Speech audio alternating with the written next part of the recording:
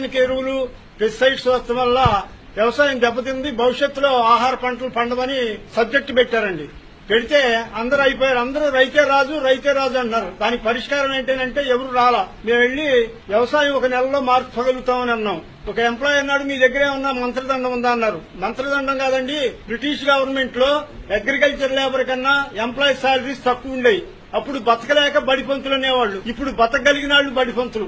అయిపోయిన తర్వాత ఇంకొక చిన్న ఉదాహరణ చెప్పానండి. మనిషికి మొదటి శత్రువు బద్ధకం, రెండో శత్రువు కోపం. ఈ దేశానికి మొదటి శత్రువు ఎంప్లాయీ, రెండో శత్రువు చైనా, పాకిస్తాన్ అన్న.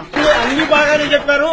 మాయమ్మడు పడ్డారంటే అని అడిగారు ఆ ఎంప్లాయీ. ఎలక్షన్లు వస్తే సమ్మె చేస్తారు, మీరు ఎగ్జామినేషన్స్ వస్తే సమ్మె చేస్తారు, బడ్జెట్ వస్తే సమ్మె చేస్తారు, అమెరికా నుంచి డబ్బులు వస్తే సమ్మె చేస్తారు. మీరుందు 100కి 2.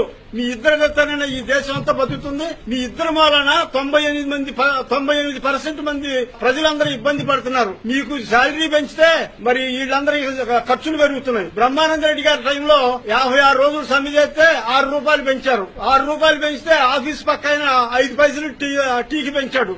రోజుకు 4 టీలు తాగుతాడు, 20 పైసలు. 30 రోజులకి 6 రూపాయలు సరిపోయి. మరి ఆయన భార్యకి, పిల్లలకి, మరి తల్లిదండ్రులకి, మరి టిఫిన్లకి వీటన్నిటికి ఎక్కడి నుంచి వస్తాయండి? పిఆర్సీ 43% పెంచితే 2 అంకెల్లో ఉన్నటువంటి ఆహార ధాన్యాలన్నీ 3 అంకెల్లోకి వెళ్ళిపోయి. మళ్ళీ అయిపోయింది. మళ్ళీ మాకు డిఏ పెంచుతారా, టీఏ పెంచుతారా? ఎంత పెంచితే సరిపోద్ది?